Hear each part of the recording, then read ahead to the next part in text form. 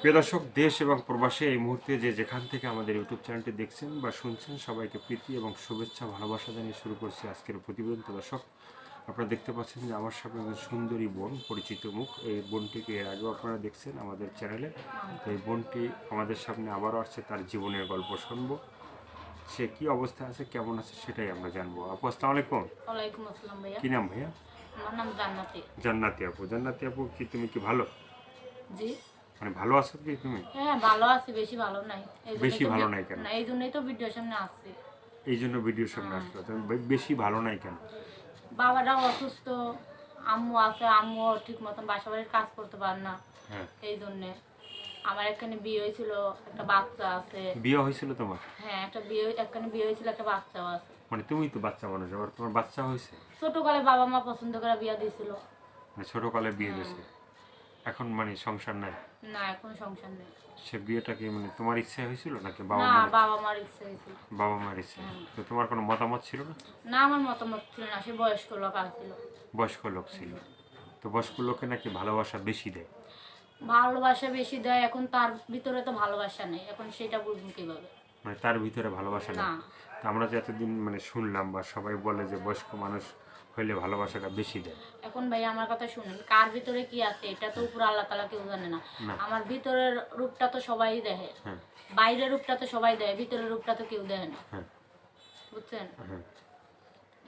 মানে বাহিরের রূপ সবাই দেখে। হ্যাঁ, বাইরে তো ভালো দেখাইছে, এখন ভিতরের রূপে তো আমি গেছিলাম, মানুষে আচ্ছা তো বুঝে নেই গা। আচ্ছা আচ্ছা, মানে ভিতরের রূপে তুমি গেছিলে, তুমি তুমি হ্যাঁ, বাবা বুঝছো? মারে ভালো দেখাইছে, হ্যাঁ। এই মানে জন্য ওই বাবা। লোকটা কি এর আগে বিয়ে করছিল কোনো? হ্যাঁ, এই লোকটা বিয়ে করছিল, মনে করেন আমার বাবা মা জানে না। বাবা মা জানে না? তুমি জানছো বিয়ের পরে? আমি তো জানিই না মানে সেটা। বিয়ের পরে কি জানছিল? হ্যাঁ, বিয়ের পরে জানছি। বিয়ের পরে জানছেন। সেখানে কি ছেলে সন্তান ছিল? তার একটা মেয়ে ছিল। মেয়ে ছিল। আর তোমার কি হয়েছে? আমার একটা ছেলে বাবু হয়েছে। ছেলে বাবু হয়েছে। তো এখন যে সংসারটা নাই, হ্যাঁ, তুমি কি মানে কি চিন্তা ভাবনা করছো? তোমার বয়স তো অল্প, এখন এখন কি চিন্তা এভাবেই ভাবনা থাকবা না করি, বিয়ে এখন শাদী? এখন চিন্তা ভাবনা করি, ছেলেটার কারো কাছে তুইতেও পাই না, কাজও যাইতে পাই না। ছেলেটার নিয়ে অনেকই কষ্টতে আছে।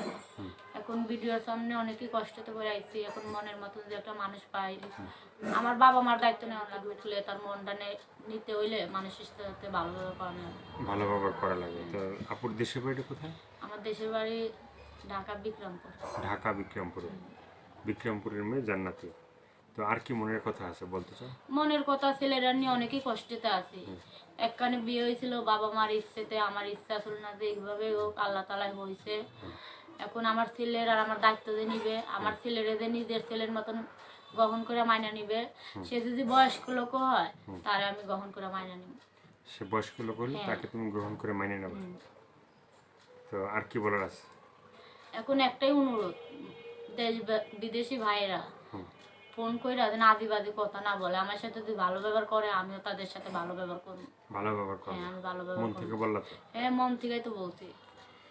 দর্শক, এই আপুর কথাগুলো শুনলেন, ভালো লাগলে অবশ্যই তার পাশে থাকবেন। সাহায্য সহযোগিতা, প্রেম, ভালোবাসা, বিয়ের সাথে যে যেটা করবে সেটা আপনাদের একান্তই ব্যক্তিগত ব্যাপার। ভালো থাকুন, সুস্থ থাকুন, প্রতিদিন একটি হলে ভালো কাজ করুন, সেটা হয়তো আপনার জন্য না হয় দেশের জন্য। সবাই ভালো থাকুন, আল্লাহ হাফেজ। আর চ্যানেলটি সাবস্ক্রাইব করে সঙ্গে থাকেন, 5 ওয়াক্ত নামাজ পড়েন, দেশটাকে বেশি বেশি করে ভালোবাসেন।